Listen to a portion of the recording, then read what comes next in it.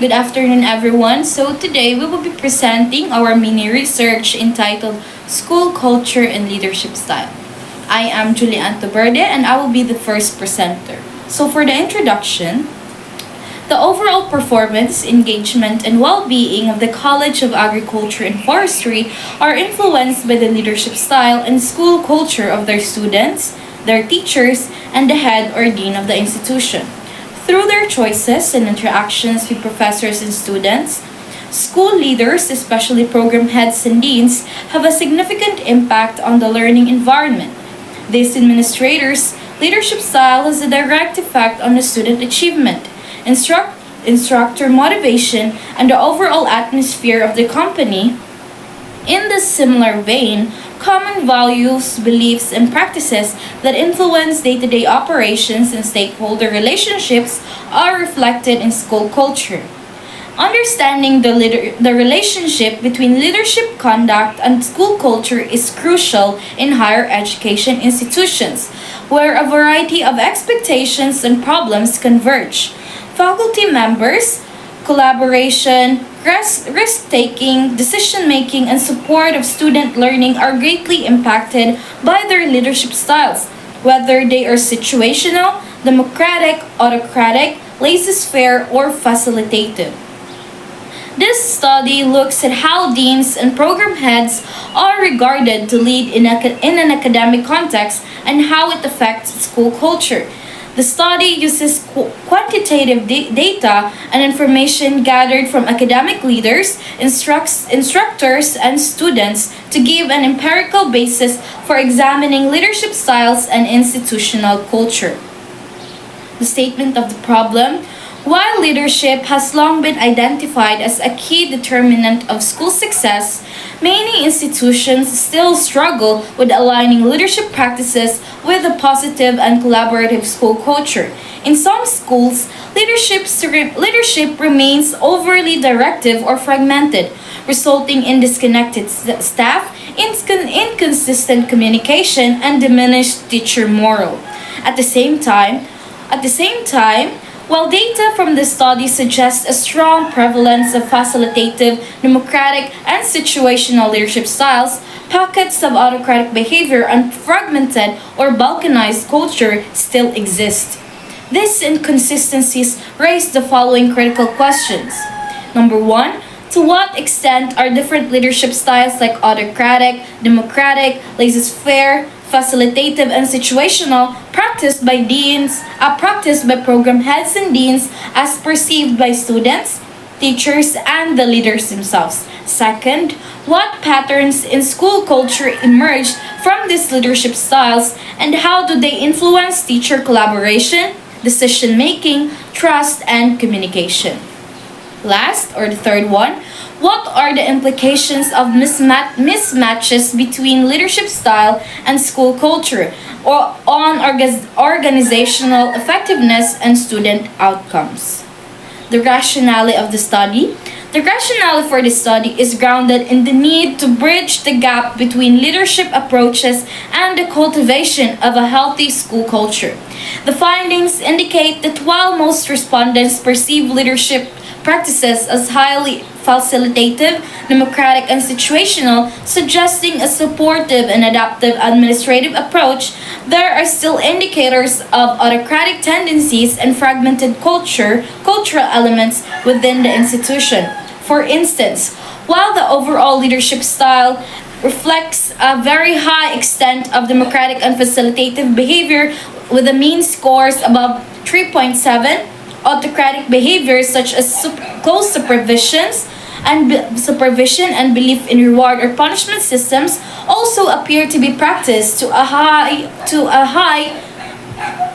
very high extent. Similarly, in terms of culture, although 2.84% of responses fell under comfortable to collaborative and 1.89% under collaborative, notable proportions still reported experiences of balkanized 1.81% and contrived collegial 1.57% cultures.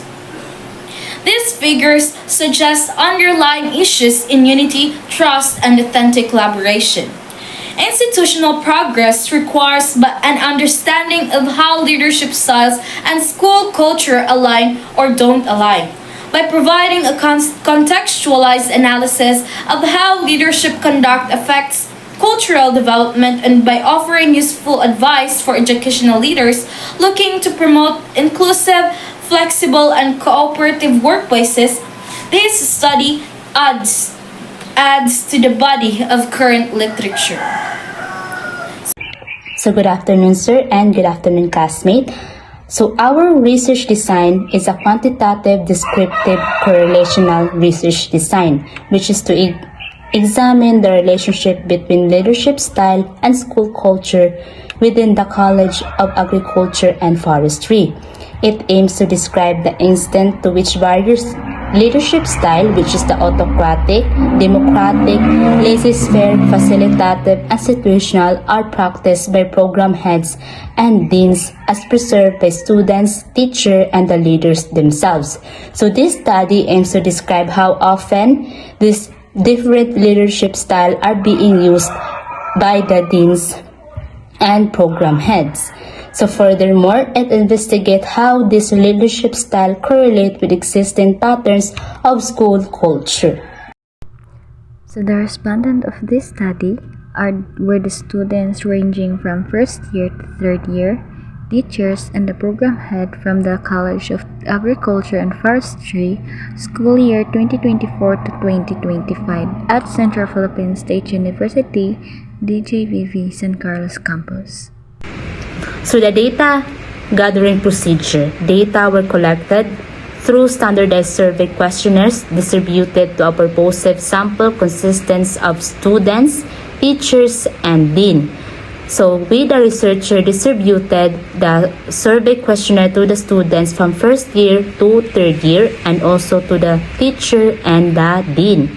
The responses were statistically analyzed to determine mean score, frequencies, and correlation between leadership style and identified culture traits within the institution.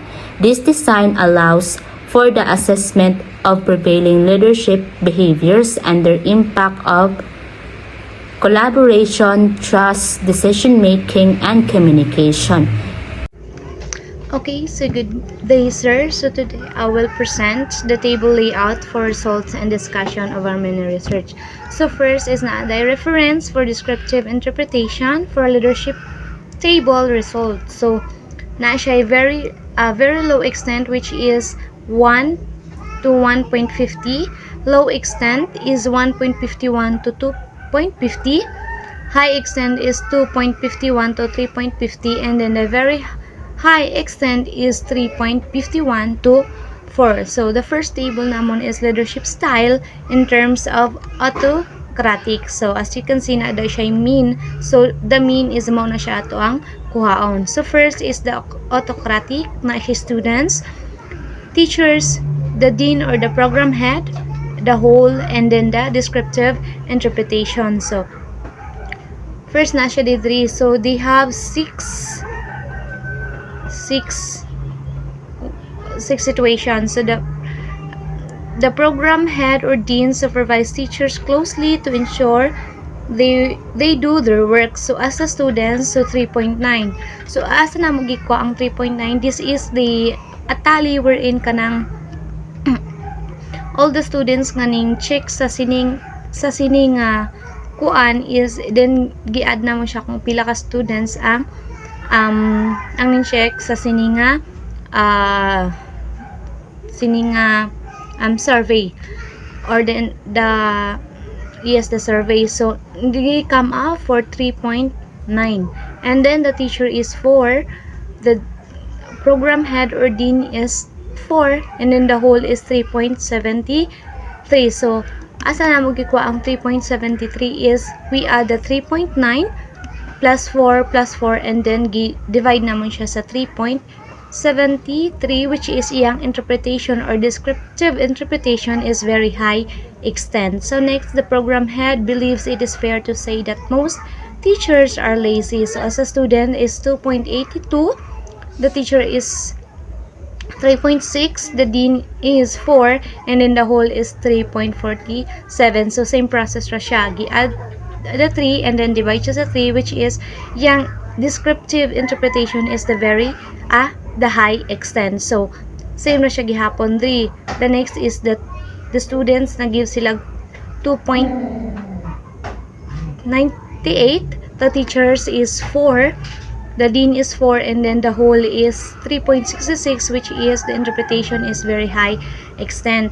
So next is believes that most teachers feels insecure about their work and require guidance. So students is 3, teachers is 4, program head or dean is 4, and then the whole is 3.6, which is the interpretation is high extent. So same ra siya gihapon to sa dalom and then the next. So as a whole, so the 3.17 we add the 3.9, 2.82, 2.89, the 3, the 3.13, and the 3.19. So then gi-divide namon siya, so pila sila kabuok, they are 6 unom sila. So we come up to the 3.17, and then same process sa teacher and then sa program head, and then same man siya gihapon kung saan namon giko ang whole, which is the 3.77, which is anang interpretation niya is high extent. So the interpretation of autocratic wherein sa student, sa teacher, and the dean is the 3.7, which is high extent ra siya. So next is the leadership style in terms of democratic. So same process ra gyapon, mean ato ang kuhaan diri. So 3.19 plus 3.75 plus 4, and then divide siya sa 3, which is they come up to 3.64. So the interpretation is very high extent. So same process ra siya gihapon diretso sa lalom. So as a whole, so we come up to the 3.14, which is add lang siya gyapon to, and then divide 6, same as the teacher and then the program head. So we come up to the whole, which is 3.69. The descriptive interpretation niya is very high extent. So next so next is the lighter fare. So means sa gihapon, so students of teachers, program head. So as a whole, kita nyo man dra is 3.18 plus 4 plus 4. So and divides sa 3, which is 3.72. Then the descriptive interpretation niya is the very high extent. So that is the laser fare. So next is table 4. So you can see the leadership style in terms of facilitative. So mean ra siya gihapon, but wala na siya whole sa dalom as a whole sa dalom. So we have to add the 3.14 plus 4 plus 4 and then divide sa 3. Okay, so divide sa 3, which is 3.72, and then the descriptive interpretation niya is very high extent. So on and so forth, same po siya sa lalom niya. And then the table 5 ga-represent siya sang leadership style in terms of situational. So the program head or dean takes on a leadership role with needed but doesn't consider themselves a leader. So as a student is 3.19, teacher is 4, program head is 4, and then the whole is 3.73, which is the descriptive interpretation niya is very high extent. So on and so forth, maora siya gyapon. The descriptive interpretation sa sining situational leadership style is the very high extent. So next is for the school culture. So na table 6, as you can see, the school aspect, a school key aspect where the students' achievement, collegial awareness, shared values, decision making, risk taking, trust, openness, parent relation, leadership, communication, socialization, and organization history. So sa toxic, okay, here's a toxic. So paano na mo gikuha ang 16, the 5, the 19, the 9, the 31, and the 5. For the school culture, the frequency and percentage is sa toxic is gikwasyonan namon. So, we have a survey or a kuan kung asa namin gitali kung pila ka buok ang ning check sa number 1, which is the toxic, the number 2 is the fragmented, the number 3 is vulcanized, the 4 is contrived, 5th is comfortable, and 6th is collaborative. So mao to siya. So we add the kung pila ka buok ang check sa number 1, ang number 2, number 3, number 4, number 5, and number 6. So, together na that with the students, teachers, and sa dean. So, first is the students' achievements. So, ang toxic is 16, fragmented is 5, vulcanized is 19, contrived is 9, comfortable is 31, and then the collaborative is 5. So, mao na siya. So, next is collegial awareness. So, first is the 16, second 13, also the third is 18, 12, 22, and then 14. So mao na siya kung pila ka buok ang sa collegial awareness. Next is the shared value. So same, the first sa toxic kung pila ka buok ang check is the 6, the pragmatic is 12, vulcanized is 11, contrived is 14, and then comfortable is 28, and then collaborative is 8. So, same as decision making, pila ka buok ang ni-check sa 1 or the toxic is 7, followed by 8, 19, 22, 19, and 10. So, next is the rest taking is the 2, 14, 17, 15, 23, and 14. So, the trust is 2, 19, 9, 19, 18, 19, and 18. So, openness, 9, 9, 11, 16, 21, and 9. So, the parent relations. So, pila ka akong check. So, first is 9. Second is 7. Third is 17. Fourth is contrived. Fifth is comfortable. Our fifth is 27. And then, sixth is 19. So, next is the leadership. So, as you can see, nasa 6, 9, 12, 19, 19, and then 20. So, communication, 8, 8, 18, 8, 23, and then 20.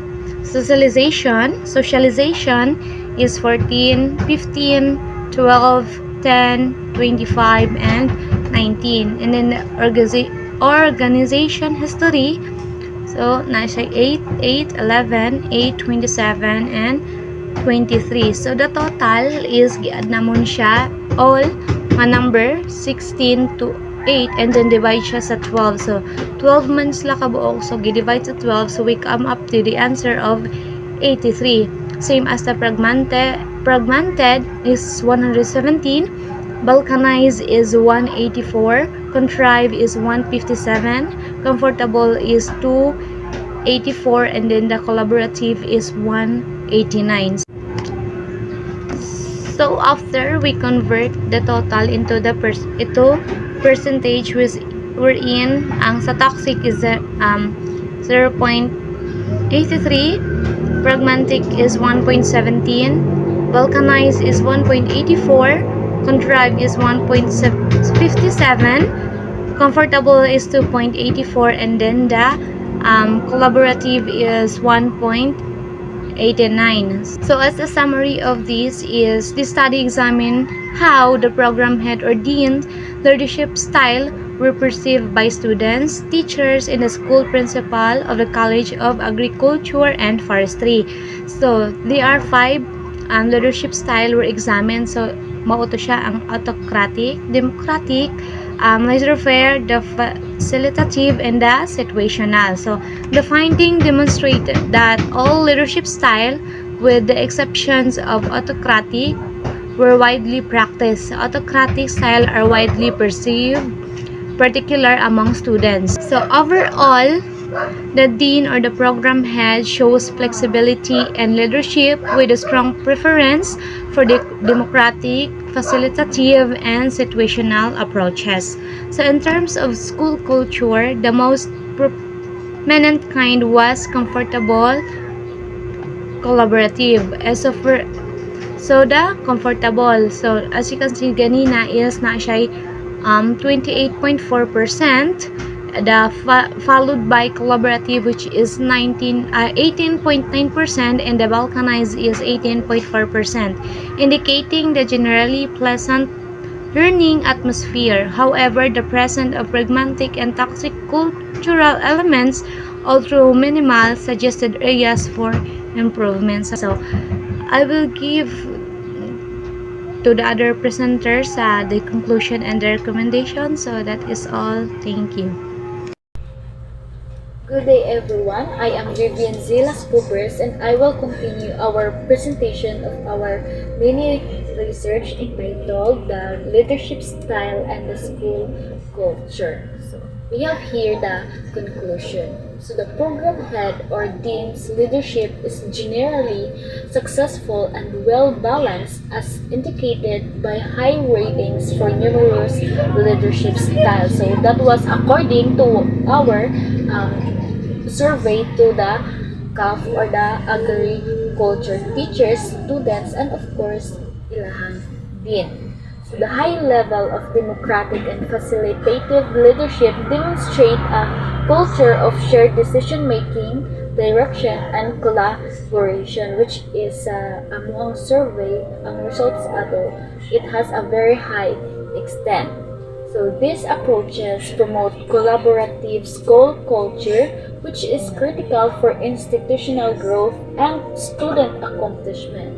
However, students' considerably highest authoritarian perception suggests a potential communication or transparency gap that may be addressed in order to boost the democratic climate. So similarly, while the school culture is generally favorable, the presence of the balkanized and fragmented elements indicates that not all units or individuals feel equally engaged in the overall institutional mission. So wherein each respondent has different perspective towards the leadership style and school culture sa ilahang nga department sa agriculture. So to continue, we have here the recommendation. So based on the study's findings, it is advised that the College of Agriculture and Forestry improve student inclusion by expanding their participation in decision-making process and offering more opportunities for feedback. So this technique may help to lessen the perception of autocratic leadership while also promoting a more inclusive and democratic learning environment wherein they balance ang ilahang leadership style towards the students. So furthermore, to address the presence of balkanized and fractured cultural aspects, the administration should encourage collegiality and unity through regular team building exercises and interdepartmental communication wherein each department has mga activities or mga college days na ginahimo, and the CAF also practices that activity.